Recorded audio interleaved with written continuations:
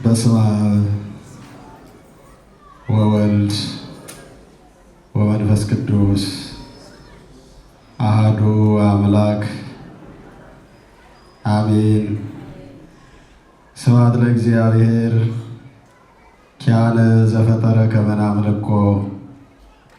እናመልከው እናመሰግነው ዘንድ እኛን ለፈጠረ ለአምላካችን ለመድኃኒታችን ለኢየሱስ ክርስቶስ ክብርና ምስጋና ይድረሰው። ብፁዕ አባታችን ብፁዕ አቡነ ማርቆስ የዋሽንግተን ኦሪገንና አይዳሆ ሀገረ ስብከት ሊቀ ጳጳስ የቅዱስ ሲኖዶስ አባል፣ ክቡራን አበው መነኮሳት፣ አኀው ዲያቆናት፣ አባቶች፣ እናቶች፣ ወንድሞች፣ እህቶች በአጠቃላይ ዕለተ ሰንበትን ምክንያት በማድረግ በዚህ ቅዱስ ስፍራ የተገኛችሁ የእግዚአብሔር ቤተሰቦች፣ የእግዚአብሔር ልጆች በኃያሉ በእግዚአብሔር ስም እንደምን አደራችሁ? እንደምን ሰነበታችሁ? እንደምን አላችሁ? አሜን። አምላካችን ከመከራ ሥጋ ከመከራ ነፍስ ጠብቆ መከራውን አርቆ እንኳን ለታላቁ በዓል ለበዓለ ደብረ ዘይት አደረሳችሁ አደረሰን። አምላካችን እግዚአብሔር በመካከላችን ተገኝቶ እንዲያስተምረን እንዲመክረን ቅዱስ ፈቃዱ ይሆንልን። እግዚአብሔርሰ ገሃደ ይመጽእ ወአምላክነሂ ኢያረምም እሳት ይነድድ ቅድሜሁ። እግዚአብሔር ተገልጦ ይመጣል በሚል የትምህርት ርዕስ እንደ እግዚአብሔር ቅዱስ ፈቃድ ነገረ እግዚአብሔርን እንማማራለን። እግዚአብሔር ተገልጦ ይመጣል። እስኪ በጋራ እንበለው። እግዚአብሔር ተገልጦ ይመጣል አለ ነቢየ እግዚአብሔር ዳዊት በመዝሙረ ዳዊት መዝሙር 49 ቁጥር 3 ላይ የተመዘገበ ቃል ነው። እግዚአብሔርን እስካሁን ድረስ ያየው ማንም የለም። ራሱ እግዚአብሔር ወልድ ተገልጦ የሚመጣው እግዚአብሔር ወልድ እንደነገረን ለእግዚአብሔርሰ አልቦ ዘርዮ ግሙራ አላ ወልድ ዋሕድ ዘሃሎ ውስተ ጽንዓሁ ውእቱ ነገረነ። እግዚአብሔርንስ ፈጽሞ ያየው የለም፣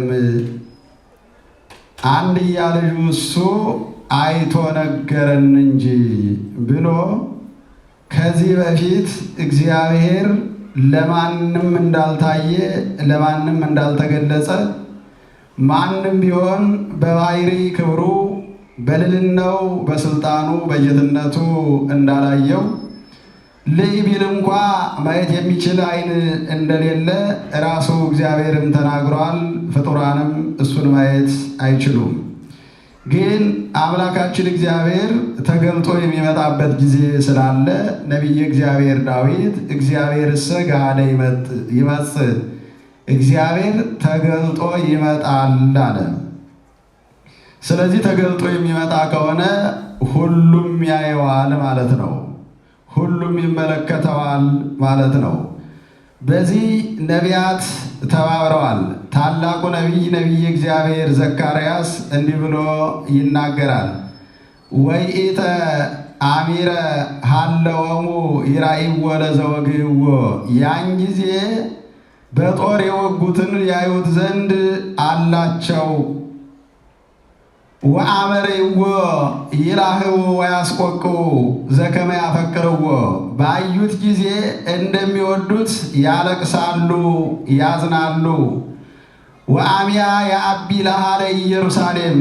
ያን ጊዜ የኢየሩሳሌም ልቅሶዋ ይበዛል ብሎ በትንቢተ ዘካርያስ ምዕራፍ 12 ቁጥር 10 ላይ ያን ጊዜ የወጉትን ያዩት ዘንድ አላቸው ያዩታል ብሎ ይናገራል።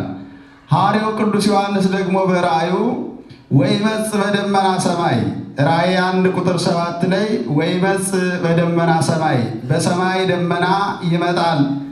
ወትሬወ ኩላ ዓይን ሁሉ ታየዋለች። ዓይን ሁሉ ታየዋለች። ወይሬው እለ ወገይዎ የወጉት የሰቀሉት ሁሉ ያዩታል። ወይ በክዩ ያለቅሳሉ ያዝናሉ ብሎ ይናገራል። ታላቁ ነቢይ እግዚአብሔር ሰሎሞን በመጽሐፈ ጥበብ ምዕራፍ 5 ቁጥር 1 አሚያ ይቀውም ጻድቅ አንጻረ እለ አመንደብዎ በብዙ ግደት ያን ጊዜ ጻድቁ እግዚአብሔር ወልድ ኢየሱስ ክርስቶስ መከራ ባጸኑበት በአይሁድ ፊት በታላቅ መገለጥ ይገለጣል፣ በታላቅ መገለጥ ይታያል። ወአሚያ ያዝኑ እለ ወገይዎ ያን ጊዜ የወጉት ያዝናሉ። ወይደመሙ በእንተ መንክር ዳይናሁ ስለ ድንቅ ማዳኑም ይደነቃሉ። ወይቤሉ እፎ ኮነ ወልደ እግዚአብሔር እንዴት የእግዚአብሔር ልጅ ሆነ። ወለቅዱሳን ኮነት ርስቱ ርስቱ መንግሥተ ሰማያትስ እንዴት ለቅዱሳን ለምእመናን ለሐዋርያት ተሰጠች እያሉ ያዝናሉ ይላል። ስለዚህ ያን ጊዜ እግዚአብሔር ተገልጦ ይመጣል። ተገልጦ ሲመጣ ዓይን ሁሉ ታየዋለች። የሁሉም ሰው ዓይን፣ ያመነበትም ያላመነበትም፣ ያወቀውም ያላወቀውም፣ ፈጣሪ ነው ያለውም ፍጡር ነው ያለውም፣ ዛሬ የሚንቀውም ዛሬ የሚያከብረውም ያን ጊዜ ኢየሱስ ክርስቶስ ተገልጦ በክብር በልልና ሲመጣ ዓይን ሁሉ ታየዋለች። ዳዊት እግዚአብሔርሰ ጋደ ይመጽእ እግዚአብሔር ተገልጦ ይመጣል ካለ በኋላ ወአምላክነሂ እያረምም ተገልጦ ሲመጣ ደግሞ ዝም አይልም። ወዳጆቹን ይጠራል። ንዑ ኀቤ ቡሩካን ወዳዌ የአባቴ ወዳጆች ወደ እኔ ኑ እያለ ወዳጆቹን ይጠራል። ጠላቶቹን ያባርራል። ሁሩ እምኔ ርጉማን ውስተ እሳት ዘላለም ዘድሉ ለሰይጣን ወለመላእክቲሁ ጠላቶቹን ደግሞ ለሰይጣንና ለመልእክተኞቹ ወደ ተዘጋጀው ወደ ዘላለም እሳት ሂዱ እያለ ያባርራቸዋል። እሳት ይነድድ ቅድሜሁ ጻድቃንን የሚያስደስታቸው ክብሩ፣ ኃጥአንን የሚያስፈራቸው ክብሩ በፊቱ ይነዳል ይገለጣል። ይፄዋ ለሰማይ በላይሉ ከምድር በላይ ያለች ሰማይን እንዳንድ ሕፃን ይጠራታል። ወደ ምድርኒ ከመ ይኰንን ሕዝቦ ምድርንም ይጠራታል። ሰማይን ይጠራዋል፣ ያልፋል፣ ይደረመሳል። ምድርንም ይጠራታል፣ ትጠቀለላለች። በእልፈት ሳጥን ይሰበስባቸዋል። ከመ ይኰንን ሕዝቦ ለወገኖቹ ሊፈርድላቸው፣ ወገኖቹ ባልሆኑ ደግሞ ሊፈርድባቸው ያን ጊዜ እግዚአብሔር ተገልጦ ይመጣል ይላል ነቢየ እግዚአብሔር ዳዊት። ይሄን ነው የሚነግረን። ደብረ ዘይት ማለት ክርስቶስ የሚገለጥበት ተራራ ማለት ነው። ደብረ ዘይት ትልቅ ቦታ ነው፣ ትልቅ ተራራ ነው፣ ወይም ትልቅ ገዳም ነው። አምላካችን እግዚአብሔር ብዙ ልዩ ልዩ የሆነ ሥራ ሰርቶበታል። በአጠቃላይ ለ3 ዓመት ከ3 ወር ወንጌልን ሲያስተምር ለማደሪያነት ይጠቀመው የነበረ ደብረ ዘይትን ነው። ቀን በምኩራብ ሕዝቡን ሲያስተምር እየዋለ ሌሊት ግን ወደ ደብረ ዘይት ሂዶ በደብረ ዘይት ሐዋርያትን ሲያስተምር ያድር ነበረ። ስለዚህ ለ3 ዓመት ከ3 ወር ቤት ሆኖ ማረፊያ ሆኖ ክርስቶስን ያገለገለ ከሌሎቹ ተራራዎች ከሌሎቹ ቦታዎች የተመረጠ ክርስቶስ ለማደሪያነት የመረጠው የተለየና የተቀደሰ ተራራ ማለት ነው ደብረ ዘይት። ዘይት ማለት ወይራ ነው። ደብረ ማለት ተራራ ነው። ወይራዎች ያሉበት ወይራዎች የበዙበት ተራራ ክርስቶስ ለጉባኤ ቤት የመረጠው ክርስቶስ ምስጢረ ምጽአቱን የገለጸበት ክርስቶስ ሲያርግም ያረገበት ክርስቶስ በኋላ ዘመን መጥቶ የፍርድ አደባባይ ደብረ ዘይትን አድርጎ ለዓለም የሚፈርድበትና የመጨረሻውን ፍርድ የሚያከናውንበት ልዩ በክርስቶስ የተመረጠ ቦታ ማለት ነው ደብረ ዘይት። ስለዚህ ነቢየ እግዚአብሔር ዳዊት እግዚአብሔር ተገልጦ ይመጣል አለ። ተገልጦ ይመጣል የተባለው ኢየሱስ ክርስቶስስ ምን አለ? ኢየሱስ ክርስቶስም እንደሚመጣ ራሱ ተናግሯል። በማቴዎስ ወንጌል ምዕራፍ 24 ቁጥር 1 ጀምረን ስንመለከት መድኃኔ ዓለም ክርስቶስ በኋላ ዘመን እንደሚመጣ ከመምጣቱ በፊት ግን ብዙ ነገሮች እንደሚከናወኑ ለመምጣቱ ምልክት የሚሆኑ ብዙ ነገሮች እንደሚያልፉ ለደቀ መዛሙርቱ ነግሯቸዋል። የማቴዎስ ወንጌል ምዕራፍ 24 ቁጥር 1 ጀምረን ስንመለከት እንዲህ ብሎ ይናገራል። ወወፂኦ እግዚ ኢየሱስ እምቤተ መቅደስ ሆረ። ጌታችን ኢየሱስ ክርስቶስ በብሉይ ኪዳን ከነበረው ከኦሪቱ ቤተ መቅደስ ወጥቶ ሄደ ይላል። ወቀሩ አርዳይሁ ዋረይዎ ንርቀ ሕንጻሁ። ደቀ መዛሙርቱ ቀርበው የቤተ መቅደሱን አሰራር አሳዩት። እረይ ሕንጻሁ ለቤተ መቅደስ፣ የቤተ መቅደስን አሰራሩን ተመልከት አሉት ይላል።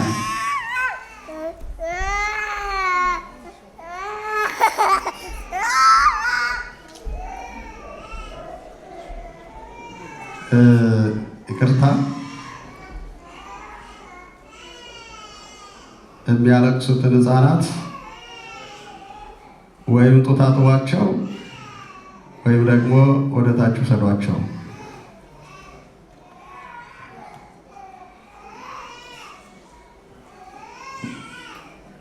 ድምፅ ስለሚረብሽ ነው። ወወፂኦ እግዚ ኢየሱስ እምቤተ መቅደስ ሆረ። ጌታችን ኢየሱስ ክርስቶስ ከቤተ መቅደስ ወጥቶ ሄደ ነው የሚለው። የሄደው ወደ ደብረ ዘይት ነው። ስለዚህ ደቀ መዛሙርቱ የማያውቀው መስሏቸው ስላላደነቀላቸው ቀረብ አሉና እረይ ሕንጻሁ ለቤተ መቅደስ፣ የዚህን የቤተ መቅደሱን ሕንጻ እስኪ ተመልከተው፣ ያምራል፣ ያማረ ነው። ወአረይዎ ንርቀ ሕንጻሁ፣ የቤተ መቅደሱን ስራውን አሳዩት፣ እስኪ ተመልከተው አሉ። እንዲህ አላቸው እሱ ዘንተ ኩሎ ትሬዩ፣ ይህን ሁሉ ታያላችሁ። አማን አማን እብለክሙ ኢይታደግ ዝየ እብን ዲበ እብን ዘኢይትነሰት፣ በዚህ በድንጋይ ላይ ድንጋይ የማይፈርስ ሆኖ አይኖርም፣ ይሄ ሁሉ ይፈርሳል አላቸው ይላል። በዚህ ጊዜ እነሱ ደነገጡ። እነሱ ያስቡት የነበረ ያ ቤተ መቅደስ የማይፈርስ የማይናወጥ ለዘላለም የሚኖር ይመስላቸው ስለነበረ ይሄ ቤተ መቅደስ ይፈርሳል፣ ያልፋል፣ ይህን አታርንቁ፣ ከዚህ የተሻለ ከዚህ የበለጠ ሰው ያልሰራው ሰው ያላከናወነው ለዘላለም የሚኖር ቤተ መቅደስ አለ። በዚህ አትደነቁ፣ ይህን ብቻ ተስፋ አታድርጉ። ይሄ ለጊዜው መገለጫ መገልገያ እንጂ ቋሚ አይደለም። ስለዚህ ይህን ቤተ መቅደስ ብቻ እያሰባችሁ መኖር የለባችሁም። ሌላ ዓለም አለ፣ ሌላ ቤተ መቅደስ አለ፣ ሌላ አገልግሎት አለ፣ ሌላ ሀገር አለ። ወደዚያ ትሄዳላችሁ፣ በዚህ ቋሚዎች አይደላችሁም አላቸው። ይህን ያለበት የራሱ ምክንያት አለው። ሐዋርያት በምድር ላይ ተሹመው በዚያ ቤተ መቅደስ ላይ እያገለገሉ ምድራዊ አስተሳሰብ ይዟቸው በምድር እንዲኖሩ ፈልገው ስለነበረ ይህን ምድር ትተው ሰማያዊውን ዓለም እንዲያስቡ ሁልጊዜ ክርስቶስ በምድር እያሉ ሰማዩን ያሳያቸዋል፣ ክብሩን ያሳያቸዋል፣ ልዕልናውን ያሳያቸዋል። ይህ ዓለም የምታዩት ዓለም ጸንቶ አይኖርም፣ ይፈርሳል። የማይፈርስ ነገር የለም፣ ይለወጣል። የማይለወጥ ነገር የለም አላቸው። ማይዜ ይከውን ዝንቱ አሉ። በአይምሯቸው ላይ ጥያቄ ስለፈጠረባቸው ይህ ዓለም የሚፈርስ ከሆነ ይህ ቤተ መቅደስ የሚፈርስ ከሆነ እኛም በሞት የምንወሰድ ከሆነ አሁን የሚታየው ዓለም የሚለወጥና የሚጠፋ ከሆነ ይሄ የሚደረገው ይሄ የሚሆነው መቼ ነው? መቼ ይሆናል? ወምንት ተአምሪሁ ለምጽአትከ ወለህልቀተ ዓለም፣ የመምጣትና የዓለምስ ፍጻሜ ምልክቱ ምንድን ነው? እንድናውቀው፣ እንድንረዳው፣ እንድናስተምረው ምልክቱ ከመምጣት በፊት የሚከናወኑ ነገሮች ምንድናቸው? ንገረን አሉት ይላል። አንድ ባንድ ዘርዝሮ ነግሯቸዋል። እኛም አንድ ባንድ እንማራቸዋለን። እንዲህ አላቸው። መጀመሪያ እወቁ፣ እወቁ፣ ተረዱ፣ አስታውሉ፣ ኢያስቱክሙ እንዳያስቷችሁ። እወቁ ካለ በኋላ እንዳያስቷችሁ። ብዙሃን ይመጽኡ በስምየ እንዘ ይብሉ አነ ውእቱ ክርስቶስ። ብዙዎች እኔ ክርስቶስ ነኝ እያሉ የኔን ስም እየጠሩ በስሜ ይመጣሉ። ወያስሕትዎሙ ለብዙኃን፣ ብዙዎቹን ያስቷቸዋል። እውነት መስሏቸው ክርስቶስ መጥቶልናል ብለው የሚታለሉ የሚወሰዱ ብዙ አሉ። እናንተም እንደዚያ እንዳትሆኑ እንዳያስቷችሁ እወቁ፣ ተጠንቀቁ አላቸው ይላል። የመጀመሪያው ማስጠንቀቂያ እወቁ። ብዙ ሐሰተኞች እኔ ክርስቶስ ነኝ ብለው ወይም እያሉ በስሜ ይመጣሉ፣ ወይም እኔ ሳልካቸው ክርስቶስ ልኮናል ብለው በነቢይነት በመምህርነት ይመጣሉ። ብዙዎቹን ወደ ራሳቸው ይወስዷቸዋል፣ ያስቷቸዋልና ተጠንቀቁ እወቁ አላቸው ይላል። ከዚያ በኋላ ወትሰሙ ቀትለ ወድምፀ ጸባይት። ሁለተኛ ደግሞ ሌላው ምልክት እኔ ልመጣ ዘመኑ በቀረበ ጊዜ ሰልፍ፣ ጦርነት፣ የጦርነት ድምፅ ትሰማላችሁ። ወይመጽእ ረሃብ ወብድብድ ወሀከክ በበሀገሩ። በየአገሩ ረሃብ፣ ቸነፈር፣ ንውፅ ውስታ፣ የመሬት መንቀጥቀጥ፣ ችግር በየአገሩ ይመጣል። ይህ የመከራው መጀመሪያ ነው። ይህ ሊሆን ግድ አለው። ይሄ ግን የመከራው መጀመሪያ ነው፣ በዚህ የሚያልቅ አይደለም ካለ በኋላ ወይትነስኡ ሕዝብ ዲበ ሕዝብ ወነገሥት ዲበ ነገሥት። ሕዝቡ በሕዝቡ ላይ፣ ነገሥታት በነገሥታት ላይ በጠላትነት ይነሳሉ። ወአምያ ያሉ ሃይማኖቶሙ ብዙኃን። ያን ጊዜ ብዙ ሰዎች ሃይማኖታቸውን ይለውጣሉ። ወይጣሉ በበይናቲሆሙ፣ እርስ በርሳቸው ይጣላሉ። ወትሴኩስ ፍቅር እምብዛከ ወአመፃ እምብዙኃን። ከአመፅና ከክፋት ብዛት የተነሳ ፍቅር ከብዙዎች ሰዎች ትጠፋለች። የጦርነት ወሬ ይሰማል። ብዙ ሰዎች ሃይማኖታቸውን ይለውጣሉ። ብዙ ሐሰተኞች ነቢያት ይመጣሉ። ፍቅር ደግሞ ከብዙ ሰዎች ትጠፋለች። ያን ጊዜ በአሕዛብ ምስክር የሆንባቸው ዘንድ ይሄ መንግሥት ወንጌል በእያንዳንዱ በአሕዛብ ቤት ሳይቀር ይሰበካል። ያን ጊዜ ሰባኪ ይበዛል። ያን ጊዜ አስተማሪ ይበዛል። ሁሉም መምህር ይሆናል። ሁሉም አዋቂ ይሆናል። ሁሉም ተንታኝ ይሆናል። የሚማር የለም። ሁሉም አስተማሪ ይሆናል። ምስክር ይሆን ዘንድ ይህ የመንግሥት ወንጌል በእያንዳንዱ ጆሮ ይደርሳል። ሁሉም ሰው ድምፁን ይሰማዋል። ለምን? ምስክር ይሆን ዘንድ ይሆንባቸው ዘንድ። ያን ጊዜ የቤተ መቅደሱ በፈረሰው ቤተ መቅደስ የጣዖቱ ምልክት በታየ ጊዜ በዳንኤል የተነገረው የሚያነበው ያስተውል የተባለው እንደደረሰ እወቁ።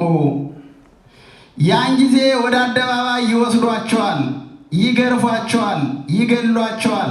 ወትከውኑ ጽኑዓነ በእንተ ስምየ በኀበ ኩሉ ሰብ። ስለ ስሜ በሰው ዘንድ ሁሉ የተጠላችሁ ትሆናላችሁ። ያን ጊዜ ለጸነሱና ወልደው ለሚያሳድጉ ወዮላቸው። ጦርነት ስለሆነ፣ ረሃብ ስለሆነ፣ ቸነፈር ስለሆነ፣ ንውፅ ውስታ ስለሆነ የጸነሱ ሰዎች ረሃቡን አይችሉትም። በጦርነቱ ማምለጥ መሮጥ አይችሉም። ወልደው የሚያሳድጉ ሰዎች ደግሞ ጦርነት ስለሆነ ለልጆቻቸው የሚመግቡት አያገኙም።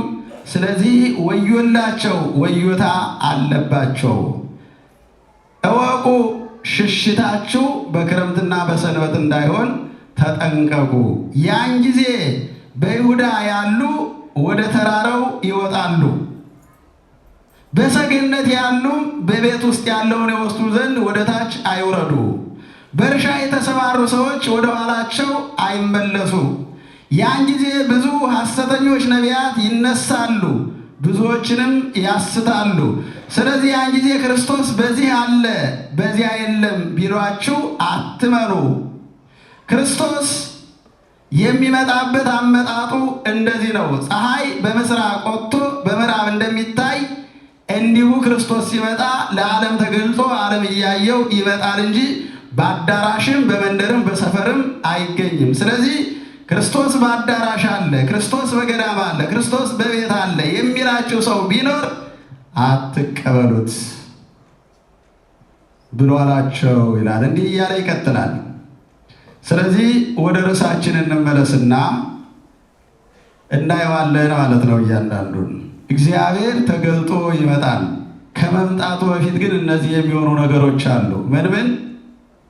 የመጀመሪያው ሐሰተኞች ነቢያት፣ ሐሰተኞች መምህራን፣ ሐሰተኞች ሰዎች፣ አንደበታቸው ንግግራቸው እውነት የሚመስል ውስጣቸው ሐሰት የተሞላበት፣ እነሱ ስተው ሰውን የሚያስቱ፣ እነሱ ወርቀው ሰውን የሚጥሉ፣ እነሱ ረክሰው ሰውን የሚያረክሱ፣ ወደ ስራቸው ሰውን የሚጠሩ፣ ከእሱ ጋር እንዲተባበር የሚያደርጉት፣ ክርስቶስን የሚሰብኩ የሚመስሉ ክርስቶስን የሚያሳድዱ፣ የክርስቶስን ቤተሰቦች ከክርስቶስ አንድነት መንጋ የሚያወጡ ሐሰተኞች መምህራን፣ ሐሰተኞች ነቢያት ይነሳሉና እንዳያስቷችሁ ተጠንቀቁ።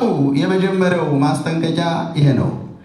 ስለዚህ በዚህ ዓለም ያለን ሰዎች፣ በዚህ ዘመን ያለን ሰዎች ብዙ መምህራን በበዙበት፣ ብዙ ሐሰተኞች በሚናገሩበት፣ ሰው ሁሉ መጽሐፍ ቅዱስን በሚተረጉምበት በሚተነትንበት ዘመን ያለን ሰዎች ባለንበት ሃይማኖት፣ በቆምንበት ሃይማኖት፣ አባቶቻችን እናቶቻችን ባወረሱን ሃይማኖት፣ በቅድስት ተዋሕዶ ሃይማኖት ጸንቶ መቆም ያስፈልጋል። የሰበከው ሁሉ የሚያድነን የሚመስለን ከሆነ እንጎዳለን። በትክክለኛው መንገድ መሄድ ይኖርብናል። ብዙ ሐሰተኞች እኔ ክርስቶስ ነኝ ብለው ይመጣሉ ነው ያለ። ይህን የነገረን ራሱ በኋላ የሚመጡትን ሰዎች የሚያውቅ ዓለም ምን ችግር እንደሚደርስበት የተረዳው የሚያውቀው አምላካችን መድኃኒታችን ኢየሱስ ክርስቶስ ነው። ስለዚህ በሐሰተኞች መምህራን እንዳንወሰድ፣ ሐሰታቸው እንዳይገለን እንዳይጠልፈን ራሳችን መጠበቅ መጠንቀቅ፣ ከሐሰተኞች አስተምሮና አሰራር መውጣት፣ ባለንበት ጸንተን የክርስቶስን መምጣት መጠባበቅ ይኖርብናል። ሌላው ምንድን ነው ያለው? ሁለተኛ በዚያን ጊዜ ሰልፍ፣ የጦርነት ድምፅ፣ ጦርነት ይሰማል ብሏል። እሱም አሁን በዓለም እየታየ ነው። የትኛውም ዓለም ላይ ጦርነት አለ። የትኛውም ዓለም ላይ ሰላም የለም። አንዱ አንዱን ገድሎ፣ አንዱ አንዱን ወግቶ፣ አንዱ አንዱን አጥቅቶ ለመኖር የሚያስብበት፣ ሁሉም ሰው መሳሪያ የሚያዘጋጅበት፣ ሰራዊት የሚያሰለጥንበት፣ ሌላውን ገድሎ ለመኖር የሚያስብበት የእንስሳ አስተሳሰብ የሰፈነበት ዘመን ነው። ዓለም በጦርነት ተይዞ የሰው ልጆች ነፃቸውን አጥተው በምድር ላይ የተሰጣቸውን ነፃ ተቀምጠው መከራ የሚያዩበት ዘመን ነው። ይህም የክርስቶስ የመምጣቱ ምልክት ነው። ትላንትና የነበረው ሰላም፣ ትላንትና የነበረው ፍቅር፣ ትላንትና የነበረው መዋደድ ዛሬ የለም። ዛሬ ማንም ሰው ከሰው ቤት ሂዶ መስተናገድ አይችልም። መብላት መጠጣት አይችልም። እንግዳ ሆኖ ማደር አይችልም። ለምን? ሁሉም ጦረኛ፣ ሁሉም ሰልፈኛ ሆኗል። ሰው በጠላትነት እንዲተያይ ተደርጓል። ይሄ ደግሞ የክርስቶስ የመምጣቱ ምልክት ነው። ይሄ የመከራው መጀመሪያ ነው። ይሄ ግን ሊሆን ግድ ነው። ይሄ ይፈጸማል። ይሄ ሊሆን ግድ ነው፣ ግን የመከራው መጀመሪያ ነው። ያን ጊዜ ብዙ ሰዎች ሃይማኖታቸውን ይለውጣሉ። በእኛ እድሜ እንኳን ስንት ሃይማኖት ነበረ? እስኪ ተናገሩ። ስንት ሃይማኖት ነው የነበር?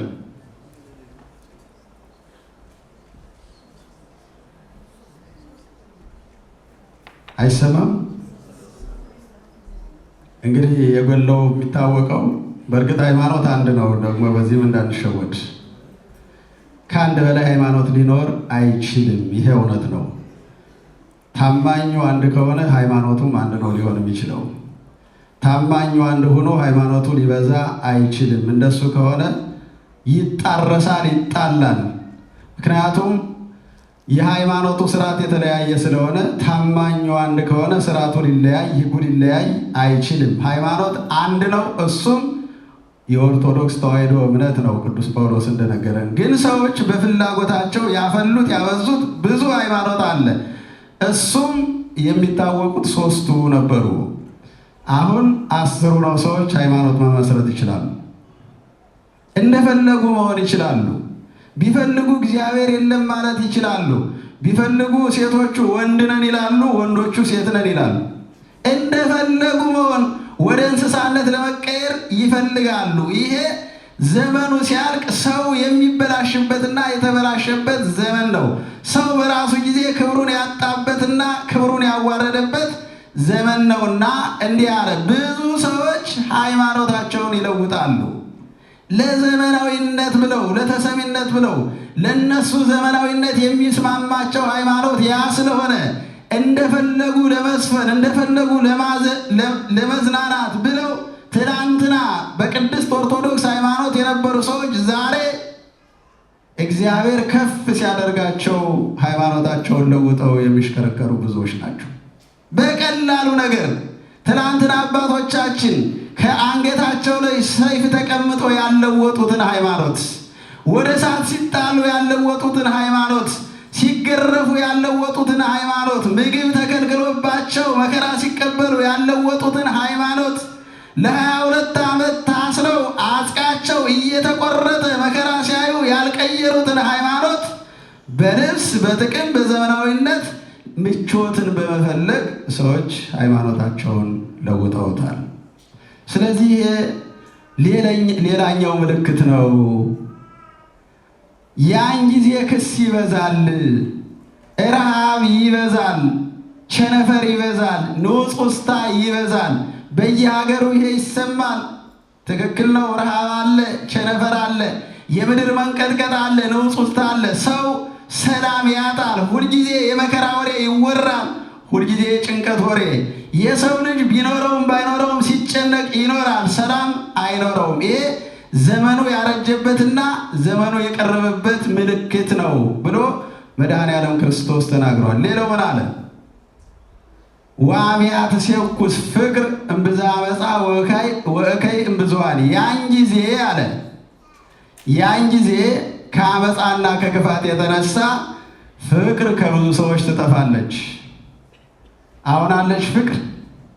በፍጹም ከማንም የለችም ፍቅር። አሁን በማስመሰል ካልሆነ፣ በመደለል ካልሆነ፣ በማታለል ካልሆነ በክርስቶስ ይውህና በክርስቶስ ፍቅር በእውነተኛው ፍቅር ከልብ በመነጨ ፍቅር የሚኖር ማንም ሰው የለም። ስለዚህ ዘመኑ የሚያሳየው ሰው ሁሉ እያታለለ እያስመሰለ የሚኖርበት ዘመን፣ ፍቅር ከሰው ልቡና የተሰወረችበት የጠፋችበት ዘመን፣ ሁሉም ሰው እያስመሰለ የሚኖሩበት ዘመን እንደሆነ ይታያል። ፍቅር ቢኖር ኑሮ ጥላቻ አይኖርም ነበረ። ሰው ፍቅርን ቢያውቅ ኑሮ በአንድ አረፍተ ነገር ጥላቻ አንስቶ አይቋረፍም። ፍቅር እኮ ጽኑ ነገር ነው። ክርስቶስን ወደዚህ ዓለም ያመጣ ነው። ክርስቶስን እስከ ሞት ድረስ ያደረሰ ነው። ለመስቀል ያደረሰ ነው። ክርስቶስን ምራቅ እንዲተፋበት እንዲራቆት ያደረገ ነው ፍቅር። ስለዚህ ፍጹም ፍቅር ቢኖር ኑሮ ሰው እነገሌ ተናገሩኝ ቀና ብለው አዩኝ ብሎ አይኮረፍም። በሰበብ አስባቡ ጥላቻን አይዘራም ነበር። ስለዚህ በዚህ ዘመን ፍቅር ጠፍቷል። ይሄም ሌላኛው ምልክት ነው። ያን ጊዜ ብዙ ሐሰተኞች ነቢያት ይነሳሉ፣ ብዙዎችን ያስታሉ። እሱም ዛሬ የምናየው ነው። ሴቶቹ ነቢያት ናቸው፣ ወንዶቹ ነቢያት ናቸው። 10ኛ ላይ የወደቁት በሙሉ ወደዚያ ስራ ነው የሚሰማሩት። ይሰማቸዋል። ትምህርት ያልገባቸው ሰዎችን ሰብስበው ክርስቶስ በራልን ተገለጠልን ብለው ዓለምን የሚዘርፉ ብዙ ዘራፊዎች የተነሱበት አይደለም። ክርስቶስ ሊገለጥላቸው አንዳንዶቹ የተመለሱት ሲናገሩ ሰምታችኋል። በዚህ በመገለጥ ላይ ብዙ የተሳሳትኩትና ያሳሳትኩት ብዙ ነገር አለ። ከዕለታት አንድ ቀን እያስተማርኩ እያለ አሁን እግዚአብሔር ተገልጾልኛልና ሁላችሁም እጃችሁን ወደ ኪሳችሁ አስገቡና ገንዘባችሁን አውጡ አልኳቸው። አወጡ። ከዚያ በኋላ ለመኪና ያመጡትን ገንዘብ እኔ ይዤ በመኪና ሲሄድ እነሱ በእግራቸው ሲሄዱ አየዋቸው። በዚህ አእምሮዬን ጸጸተኝ። ስለዚህ የምሰራው ስራ ጥሩ አይደለም ብዬ ተመለስኩ ብሎ ምስክርነት የሰጠ ሰዋል። ስለዚህ የኛ ሕዝብ በጣም ሞኝ ነው። አንድ ሰው ተነስቶ እኔ ነቢይ ነኝ እግዚአብሔር ተገልጾልኛል በርቶልኛል ቢለው በቀጥታ ያ ሰው የእግዚአብሔር መንግስት የሚወርሰው ከእግዚአብሔር ጋር የሚያገናኘው ይመስለውና ራሱን ይሰጣል። ራስህን ስጠኝ ላለው ለክርስቶስ ግን ራሱን አይሰጥም።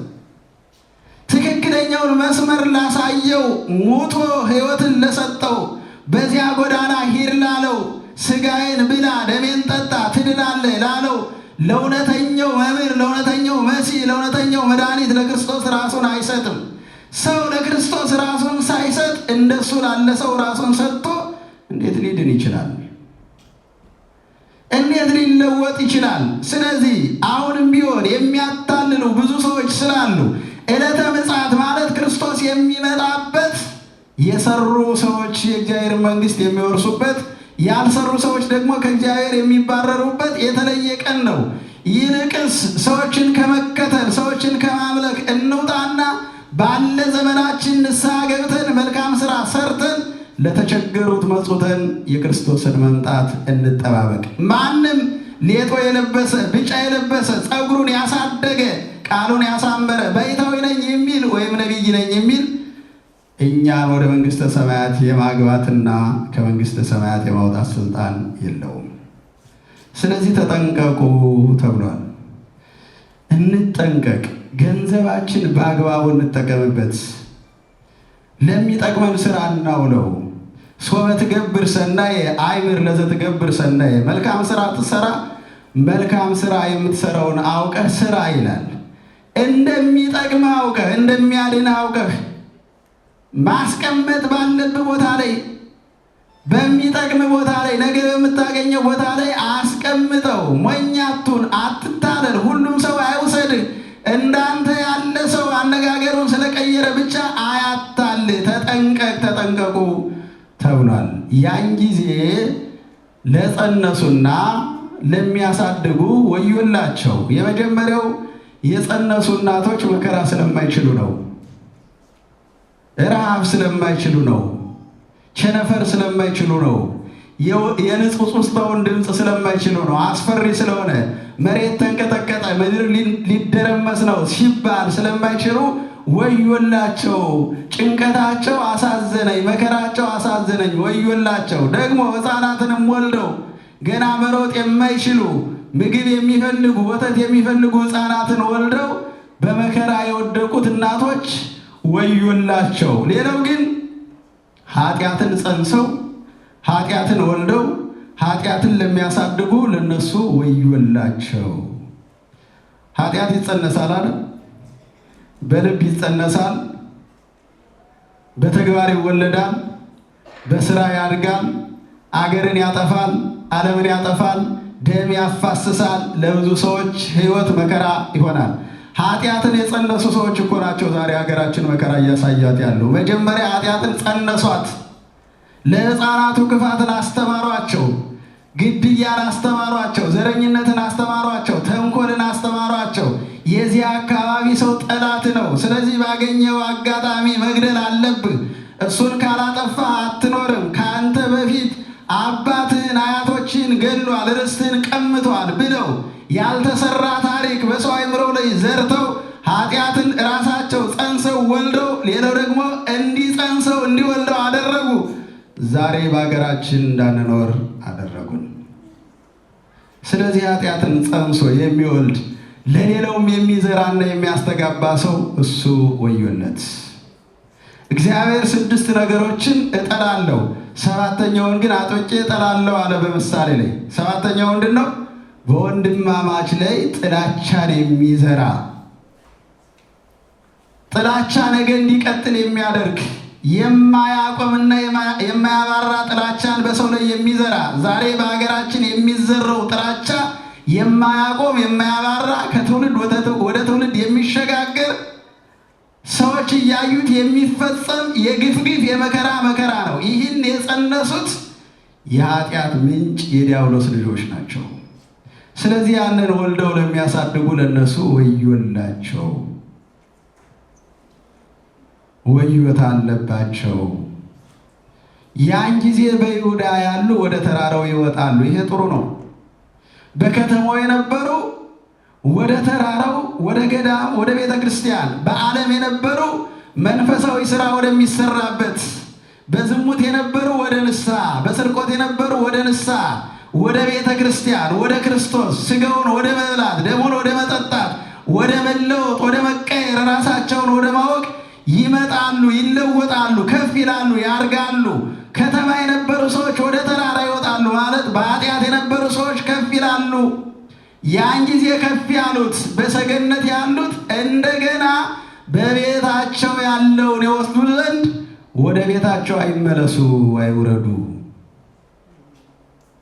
በልዕልና ያሉት የከበሩት ክርስቶስ ሲመጣ የሚሸለሙት ራሳቸውን ያወቁት ከኃጢአት ያመለጡት ወይም ኃጢአትን በንስሐ ገለው ንጹሕ ነው ክርስቶስን የሚጠባበቁት እንደገና ተመልሰው ያ ትላንት ሲሰሩት የነበረ ኃጢአታቸው በደላቸው ናፍቋቸው አይመለሱ። ጥላቻን ትተው ወደ ፍቅር ሂደው ከሆነ በዚያ ይቀጥሉ። ዝሙትን ትተው ወደ ንጽሕና ሂደው ከሆነ በዚያው ይቀጥሉ። ሐሜትን ትተው ወደ ዝምታ ወደ አርምሞ ሂደው ከሆነ በዚያው ይቀጥሉ፣ አይመለሱ።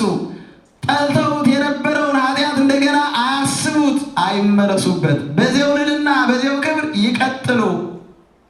በእርሻ የተሰማሩ ሰዎችም ወደ ኋላቸው አይመለሱ።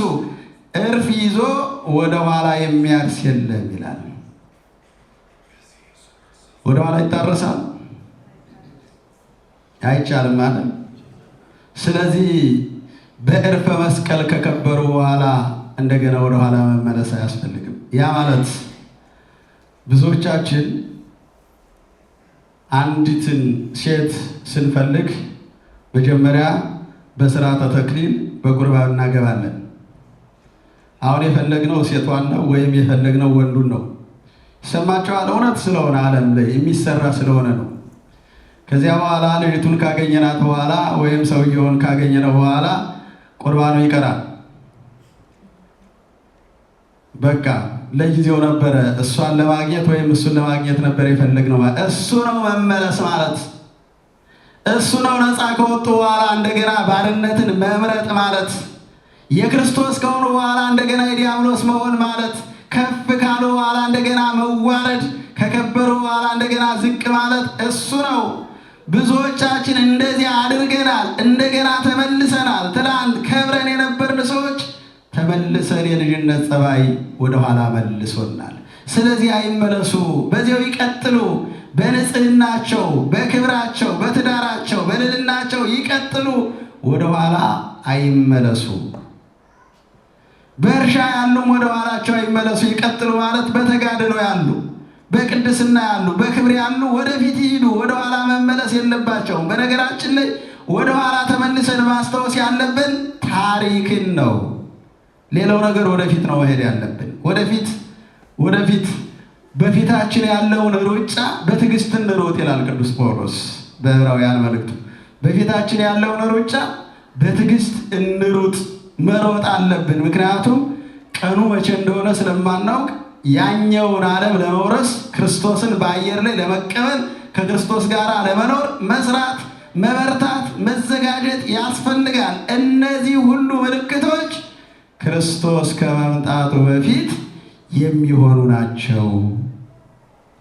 ያን ጊዜ ክርስቶስ በቤት አለ ቢሏችሁ ወይም በዚህ አለ ቢሏችሁ አትመኑ። ክርስቶስ በየት ነው ያለ? ይሰማል? ክርስቶስ በየት ነው ያለ? አይሰማኝም?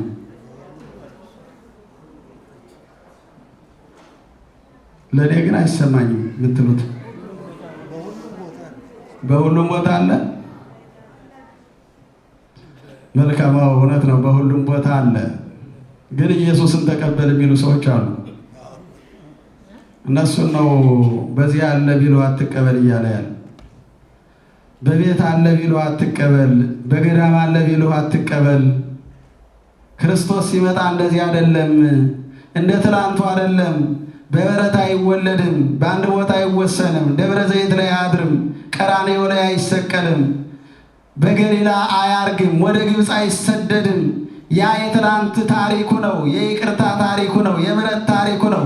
ትላንትና ሲመጣ ለምሕረት ስለነበረ የመጣው በዚያ መንገድ ተገልጿል። አሁን ግን ሲመጣ እንደዚህ አይደለም። በግርማ መለኮት በክበበ ትስብእት ጠላቶቹ ሳይቀር እያዩት እያለቀሱ እያዘኑ እየተጸጸቱ በሰሩት ሥራ እያዘኑ ግን በግርማ ይገለጻል። አመ ይመጽእ ንጉሥ በግርማ መንግሥቱ ነፍስ ትርድ። በመንግሥቱ ግርማ ንጉሡ ክርስቶስ በመጣ ጊዜ ያን ጊዜ ነፍስ ትንቀጠቀጣለች። ስለዚህ ክርስቶስ የሚመጣው ፀሐይ በምስራቅ ወጥቶ በምዕራብ እንደሚታይ ሁሉም ሰው እንደሚያየው ሁሉም ሰው እያየው በአደባባይ ይመጣል ይገለጣል እንጂ በቤት በበረሃ የሚታይ ክርስቶስ የለም። ስለዚህ በቤትና በበረሃ አለ ቢሏችሁ አትመኑ። ከዚህ ሁሉ በኋላ አለ ፀሐይ ይጨልማል፣ ጨረቃ ደም ይሆናል፣ ከዋክብትም ብርሃናቸውን ይወስዳሉ ወይም ደግሞ ይሰውራሉ። ያን ጊዜ የሰው ልጅ ምልክት በሰማይ ይታያል። የምድር ኃጢአተኞች በሙሉ ያለቅሳሉ፣ ያዝናሉ። ምን ሆኖ? ክርስቶስን ሲያዩት። ዛሬ አማላጅ ነው ያሉት፣ ዛሬ አላህ አንድ ነው አይወርድም አይወለድም ብለው ያሾፉበት ያፌዙበት፣ አልተሰቀለም ያሉት፣ ለእኛ ካሳ አልፈጸመም ያሉት፣ አይሁድ አልወረደም ገና ነው የዮሴፍ ልጅ ነው ያሉት፣ ሕይወት ሰጥቷቸው ሳለ ሕይወትነቱን የናቁ ሁሉ ያን ጊዜ ያዩታል፣ ግን ያለቅሳሉ። ልቅሷቸው ግን የማይጠቅም ልቅሶ ነው። ያን ጊዜ ጻድቃን ደስ ይላቸዋል፣ በሕይወታቸው ደክመዋልና። ኃጥአን ግን ያዝናሉ፣ ሕይወታቸውን በዋዛና በፈዛዛ አሳልፈውታልና። ያን ጊዜ የተራቡ ደስ ይላቸዋል፣ ዛሬ ይጠግባሉና። ያን ጊዜ የጠገቡ ግን ያዝናሉ፣ ደስታቸውን በሙሉ በምድር ፈጽመዋል፣ በሰማይ የሚተርፋቸው ደስታ የለምና። ያን ጊዜ የጾሙ ይበረታሉ፣ ያን ጊዜ ይበሉ የነበሩ ግን ይደክማሉ።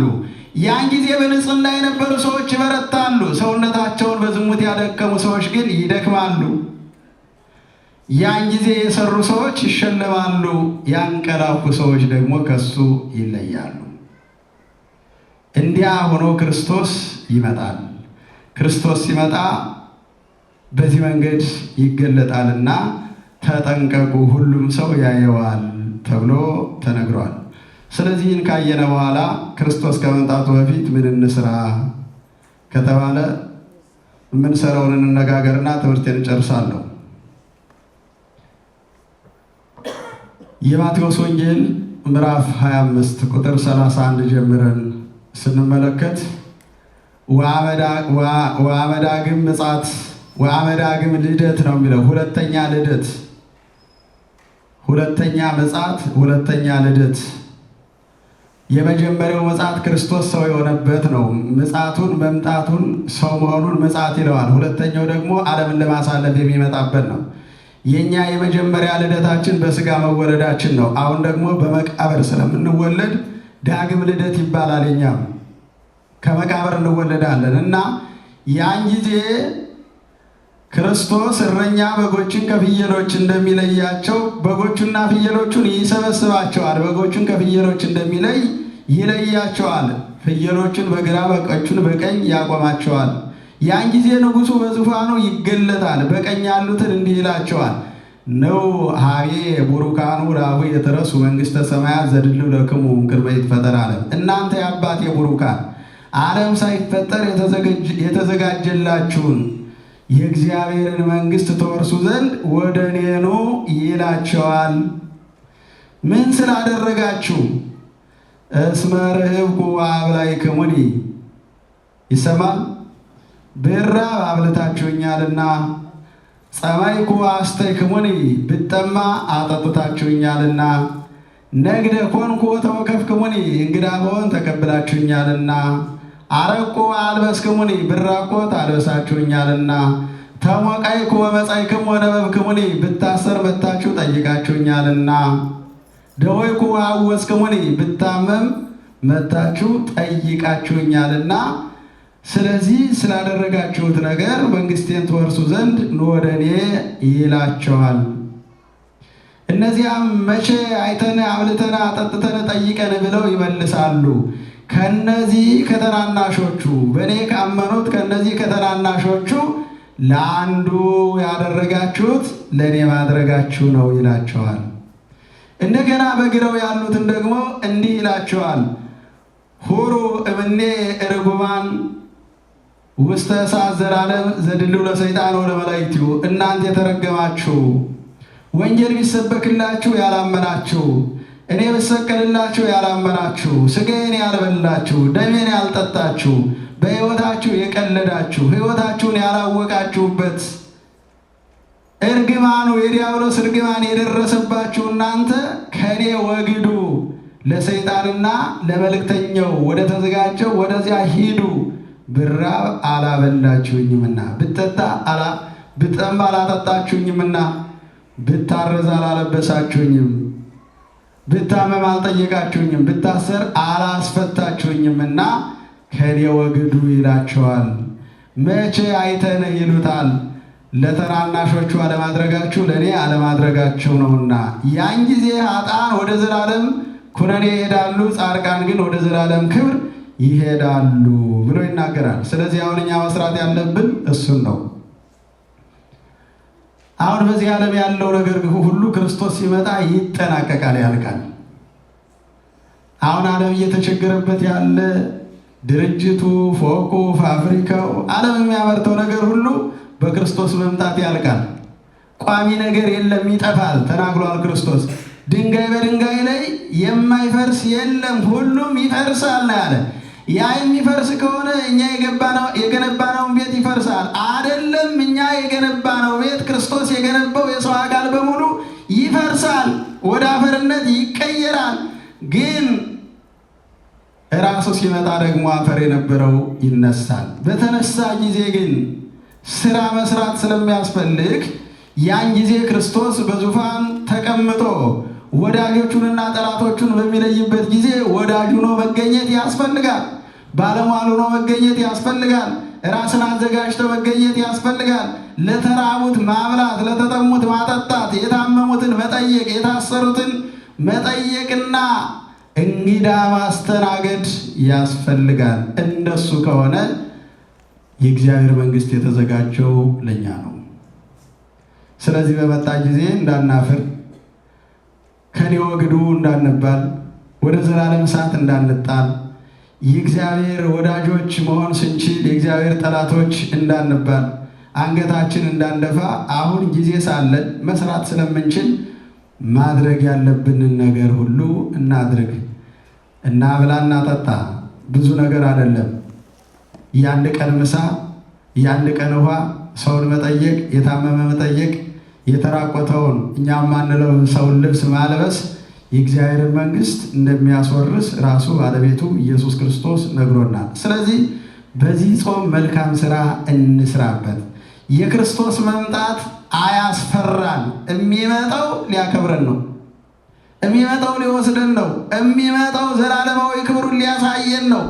የሚመጣው እሱ ካህን ሆኖ ቅዱስ እያለ እኛን ቤተሰቦቹ አድርጎ ሊያከብረን ነው። ወንድ ሴት፣ ታናሽ ታላቅ፣ ስልጣን ያለው ስልጣን የሌለው ሳይባል ሁሉም የክርስቶስ ሰራዊት ሆኖ ከክርስቶስ ጋር የሚኖርበት እድል የሚሰጥበት ታላቅ ቀን ነው ዕለተ ምጽአት። ግን ያ ከመምጣቱ በፊት ራስን ማዘጋጀት፣ ንስሐ መግባት፣ ለተራበ ማብላትና ለተጠማ ማጠጣት፣ ስድስቱን ቃላተ ወንጌል መፈጸም እሱ ይጠቅመናል። ያስማማል አይደል? ሰውዬ ዝም ብሎ ነው የሚለፈልፍ የሚል ሰው ይኖራል። ግን የኔ ቃል አይደለም፣ ይሄ የክርስቶስ ቃል ነው። በኋላ ሲመጣ የሚሰራውን ስራ ነው የተናገረው። ማንም ካህን ለማንም ኃላፊነት ወስዶ የእግዚአብሔር መንግስት አያወርስም። ማንም ሰው ያን ጊዜ ሁሉም ተጠያቂ ነው። ይሰማችኋል? አመይለተ ፍዳ አመይለተ ደይን ነው ያለ ቅዱስ ያሬድ። በፍርድ ቀን በመከራም ቀን ምን ተንብላ ለነፍስ ነፍስን ምን እንላታለን? አመይታ ደይንም ሙሉዳ እናት ልጇን በማታድንበት ቀን በዚህ ምድር ማዳን ይቻላል።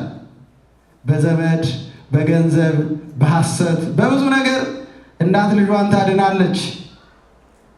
ያን ጊዜ ግን በዘመድም በገንዘብም በሐሰትም በምንም የማይታለል እውነቱን የሚያውቅ የማይሸወድ ሁሉን አዋቂ የሆነው ክርስቶስ ሲመጣ እውነተኛውን ፍርድ ነው የሚፈርደው። ስለዚህ ያን ጊዜ ነፍስን ምን እንላታለን?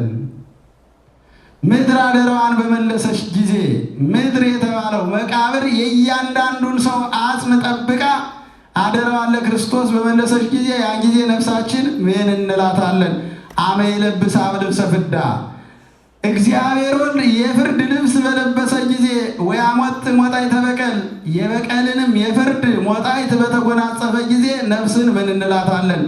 አመ ይወቅሰነ በግርምተ አውድ በምታስፈራ አደባባይ በወቀሰን ጊዜ አብያ ይትከሰቶ ይሰጣ ምግባራቲነ ያን ጊዜ የሰራነው ስራ በሙሉ ይገለጣል ይሰጣል ይላል። መልካም ከሆነ መልካሙ፣ ክፉ ከሆነ ክፉ፣ ከልጅነት እስከ እውቀት የነበረው ነገር ሁሉ ይገለጣል ይሰጣል። ወይትነበብ ኩሉ ዘገበርነ የሰራነው ስራ እያንዳንዱ ይነበባል ይገለጻል። ያን ጊዜ ነፍስን ምን እንላት ይሆን? እንዘ የነብር እግዚእነ ውስተ ደብረ ዘይት ጌታችን በደብረ ዘይት በተቀመጠ ጊዜ ደቀ መዛሙርቱ ቀረቡ። እምሄሶ ለሰብ ሶመ ይብር ነዳይ ወይገብር ሰናየ ለሰው ለነዳያን ቢራራና መልካም ስራ ቢሰራ በተሻለው ነበር ይላል። ስለዚህ ጊዜ ሳለን መልካም ስራ እንስራ። እየሰራችሁ ነው እናውቃለን፣ ግን እንጨምርበት። ምንም ችግር የለም። ይጨምርልናል፣ ክብሩ ይበዛልናል፣ ያከብረናልና እንጨምርበት። ንስሐ ያልገባን ንስሐ እንግባ። ስጋውን ደሙን ያልተቀበልን ስጋውን ደሙን እንቀበል። እውነቱን እንንገራችሁ፣ የፈለገ ዶላር ብናፈስ ስጋውን ደሙን ካልተቀበልን ግን አንድንም።